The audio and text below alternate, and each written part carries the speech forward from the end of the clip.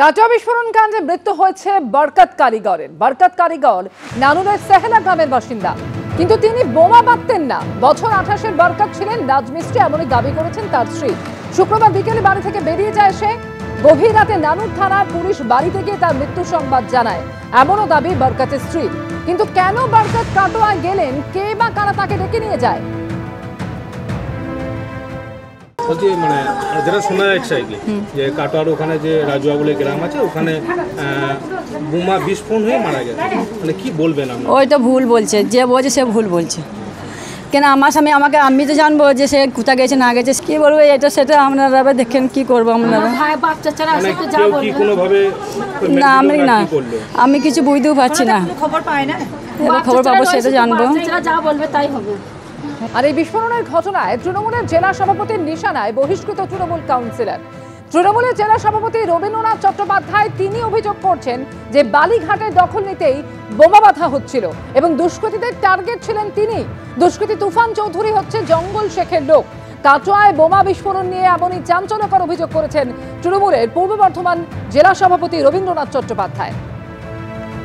আমার উপর হামলা হতে পারে বা আমাদের কোনো বিশিষ্ট কর্মীদের ওপর হামলা হতে পারে, এবং সেই লক্ষ্যেই ওরা বোমা বাঁধছিল। জঙ্গল শেখদের একটা পরিকল্পনাই ছিল মানুষের অত্যাচার করা এবং যে কোনো সময় আমাদের পার্টি অফিসে আক্রমণ করা, আমাদের উপর আক্রমণ করা, এটাই টার্গেট ছিল। তুফান চৌধুরী জঙ্গলের সঙ্গেই ছিল, তো ওরা একটাই টিম, ওদের তো পূর্ব ইতিহাস সেই কথাই বলছে যে ওরা সবসময় ভয় দেখিয়ে লোককে যা কিছু করার করেছে।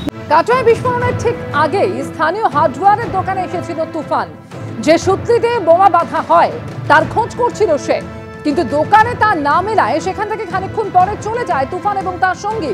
এরপর সন্ধ্যে 7:45 নাগাদ স্থানীয় হার্ডওয়্যারের দোকানে আরও একজনকে নিয়ে আসে তুফান। সিসিটিভি ফুটেজে গোটা বিষয়টি ধরা পড়েছে। কাটোয়া থানার পুলিশ তা সংগ্রহ করেছে। বোমার জন্যই সূত্রের খোঁজ। বিস্ফোরণ দেখে তাই মনে হচ্ছে, এমনই দাবি করছেন ওই হার্ডওয়্যার ব্যবসায়ী। কাটোয়ার রাজুয়ায় যে বিস্ফোরণের ঘটনা, সেই ঘটনায় অন্যতম অভিযুক্ত তুফান চৌধুরী।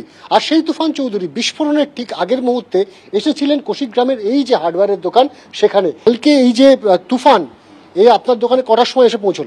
ওই 7:30 পৌনে 8টা হবে। মানে বিস্ফোরণের ঠিক আগের মুহূর্তে? আগে। তো ও এসে আমাকে বললো যে সরু নলি সুন্দলি পাওয়া যাবে। আমি বললাম না, ও সুন্দলি তো সরু আমার কাছে নেই, সামনে দোকান দিয়ে দেখো এখানে পাওয়া যাবে। তারপরে ও বাইক নিয়ে এদিক দিয়ে চলে গেল। না, ওর সঙ্গে আরেকজন ছিল। বিস্ফোরণটা ঘটার পর তখন মনে হচ্ছে যে তাহলে ওই কারণের জন্য এসেছিল। তখনই এলো মাথায় যে তাহলে মনে হয় সুন্দলিটা ওই জন্যই খোঁজ করছিল।